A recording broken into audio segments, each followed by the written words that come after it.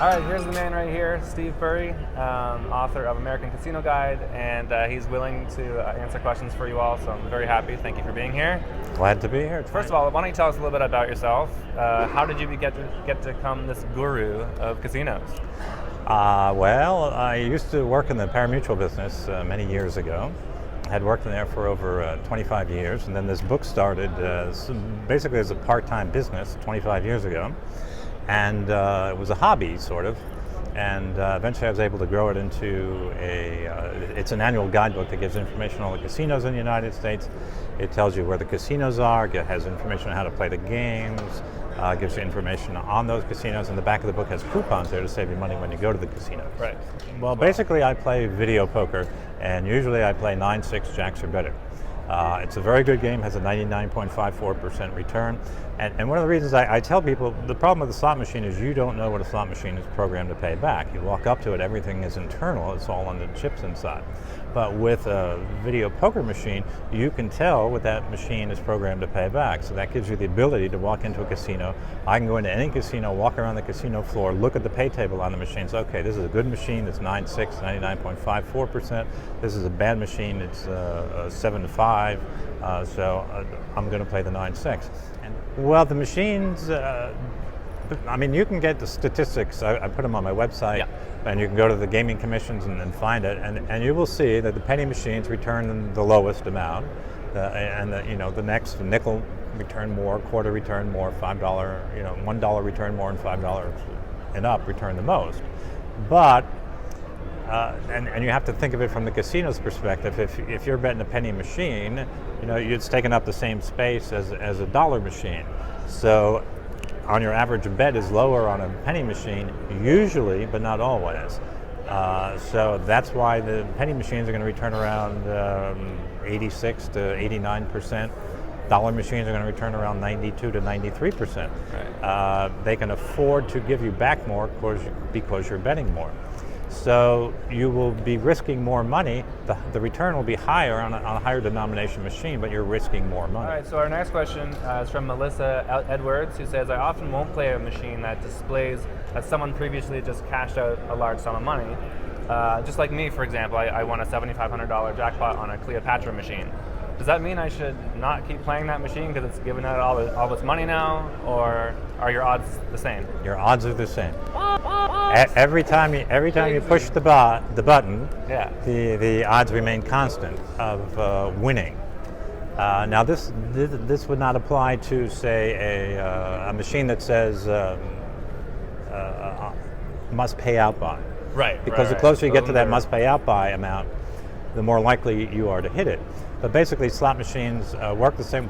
A lot of people say, well, the machine paid out $5,000, so it's not going to pay out anymore because it has to wait and get that $5,000 back. But right. It doesn't work that way. There's a set universe of numbers within the random number generator. Say there's 15,000. So every time you push the button, the same 15,000 combinations are there, and you're going to choose a different combination every time you push the button. And it's just random luck whether or not you're going to win. But the machine doesn't care how much you bet. It doesn't care if it hasn't paid out in a long time or it just paid a jackpot. The odds are the same every time you push the button. Amazing.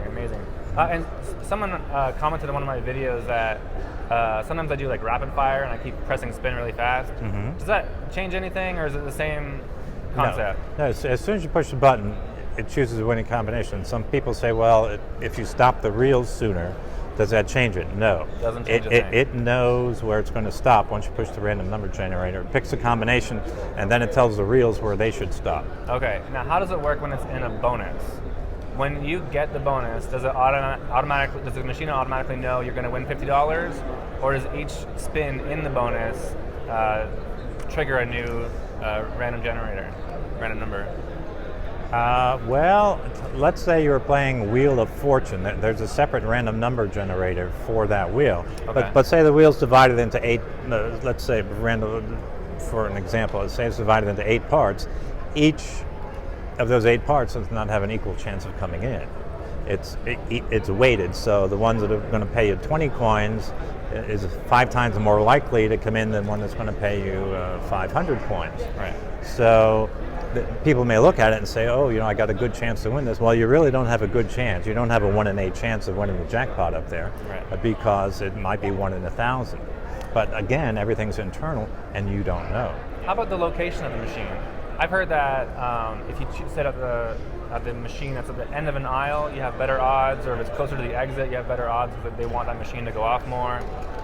Right, I had interviewed a lot of slot managers about that, and they really don't do that. What they do is they put all the slots within a particular denomination at about the same payback percentage. So it's not like you're going to find a penny slot machine that's set to return, one of them set to return 86%, and one of them set to return 96%. They're all set about 86 to 89%. Right.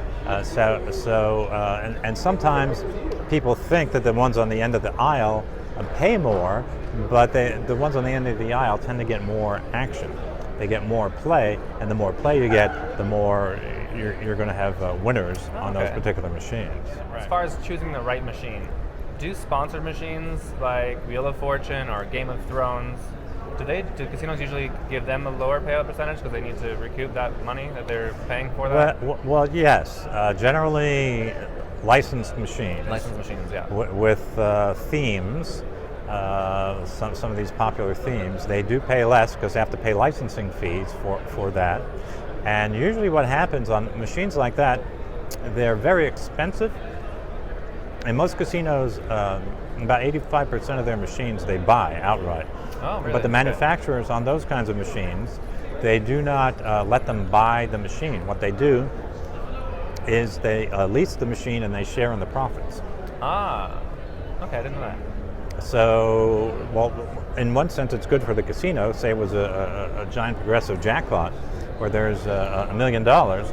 This way, the casino isn't on the hook for the $1 million. True. Yeah. It's the manufacturer also participates in it. Players cards. People want to know about players cards, and we'll move on to superstitions later as well. But one of these superstitions is that when you put a player's card in a machine, the casino or the machine rather can alter your winnings, or the casino will be like, oh, he's won a lot now, let's let him lose now a little bit.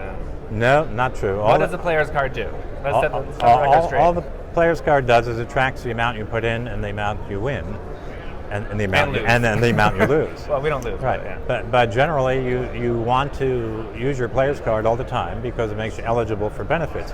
But there's one caveat to that, and that is what a casino will do is they will rate you as a player on your average daily theo. It's called ADT, which average daily theo, the theo is short for theoretical, which is your theoretical win, how much they're going to make off you. Ah. So if you're going to go into a casino and you happen to be there for 5 minutes, you don't want to put your card in because you're only going to be there for 5 minutes and you're going to have a small theoretical win. What you want to do is you would be better off making fewer visits to a casino with bigger plays than going a lot more and making smaller plays, because the casino will look at you as a bigger customer and they will give you more benefits, more comps and things like that. How about, is there any truth to when you should play?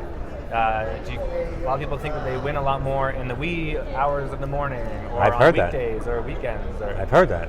Doesn't matter. Doesn't matter? Doesn't matter. No, okay. It's the same thing as before. And anytime you push the button, the odds remain the same. Wow. Love this. This is great. Okay, cool. Let's talk about some superstitions right now. I already know the answer to this, but I just got to get it off my chest because I see it all the time. You know those people that are at screens and like tapping it and like rubbing things and. All right. My wife tells me I should do that. I play in slot tournaments.